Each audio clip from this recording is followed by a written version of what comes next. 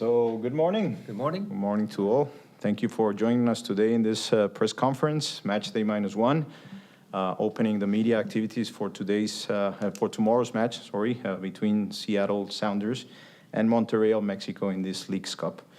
Joining us today in the main table, Coach Brian Schmetzer, as well as player Jordan Morris that will take your questions. So please, let's start. Let's raise your hand and we'll start here in the right side. Thank you.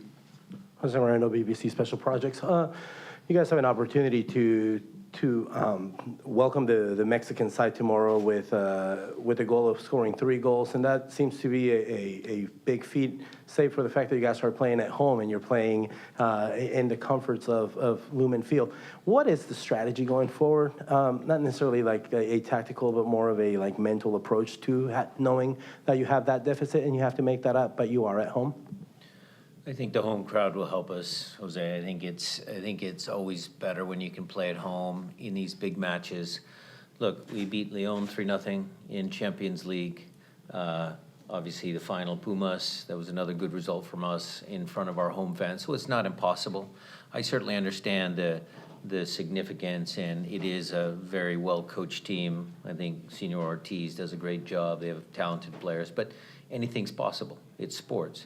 And the belief of the players, I mean, when you watch training out there today, I think it's good. They're in good moods, good spirits.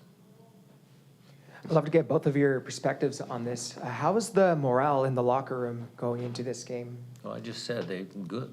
They're feeling good, confident. They know what they can do. So I'll let Jordan speak, but I thought training was very good today, and yesterday was good. Yeah, guys are feeling good.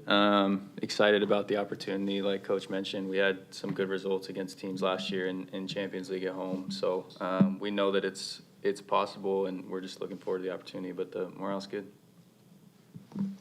Decent second row. Yeah, Jordan is obviously one of the big attacking players on this team.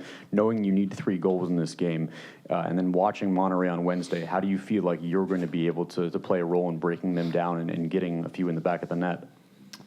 Yeah, for me, I think my role is similar as in most games, just trying to be a guy that stretches, gets in behind. We feel like there's areas that we can exploit them in transition and potentially getting in behind their back line. So for us, it's not, rushing too much, getting too concerned if things aren't going in early. We have 90 minutes to score 3 goals. Obviously, we'd like to get some early, but it's just continuing to be confident as a group. We know the talent that we have. We know with the attacking players that we have that we can definitely score 3 goals tomorrow. So, it's just staying confident and believing in each other. Okay. Once again. How much pride do you guys take in knowing that you get to welcome a side with a strong following and then giving them an opportunity to really take in Seattle? And it's going to be a glorious day tomorrow. And what does that do for your ability to draw international players to want to come and play here in the city? Pride is a good word for that. I think we're proud. He's a local kid. I'm a local kid. Seattle has always been home to some big teams, big moments. Barcelona, Man United, we've had big things. The World Cup is coming, 2026. I think that's well-deserved. We're a soccer city. Monterrey obviously is a good team. We have a little bit of history with them in previous versions of CONCACAF games, some good results and some bad results. I remember Suazo coming on and scoring 3 against us down there. But interesting history between 2 big clubs.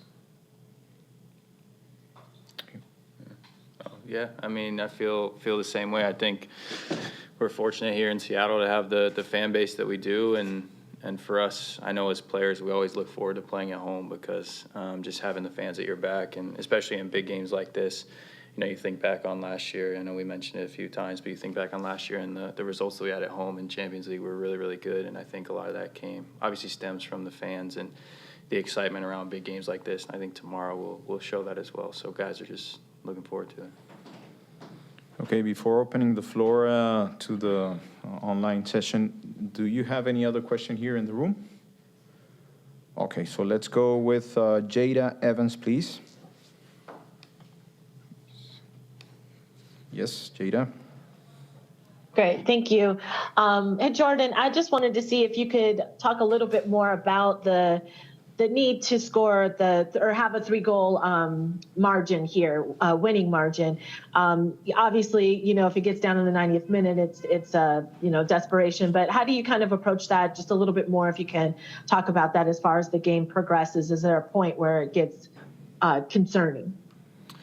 I mean, again, I think I mentioned it before, but with the group that we have, the talent that we have on the field, we are super confident we can go out and score 3 goals or whatever we need tomorrow to win the game by 3. And for us, I think tactically it's starting the game, similar to how we always do. And obviously as the game progresses and we see how the game goes and see what the scoreline is, maybe we need to switch a few things to play a little bit more attacking minded. But I think for us, the mentality's the same as always. Come out on the front foot. Again, we're at home and we need to kind of establish the tempo from the beginning. But you kind of, I think in games like this, see how the game progresses and then go from there. But of course, scoring a couple early would make a big difference.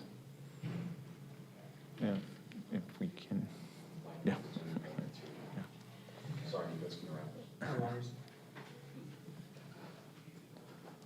I'll be with you, John, soon, so we'll take a question here in the room. So last press conference after the Salt Lake game, you said that we're going to see a different team on Sunday. After training going on this week, you said today was a really good training. How much has that changed over the last week? My opinion about what you're going to see, or I'm not sure of the question. Preliminary plans going into tomorrow as far as like...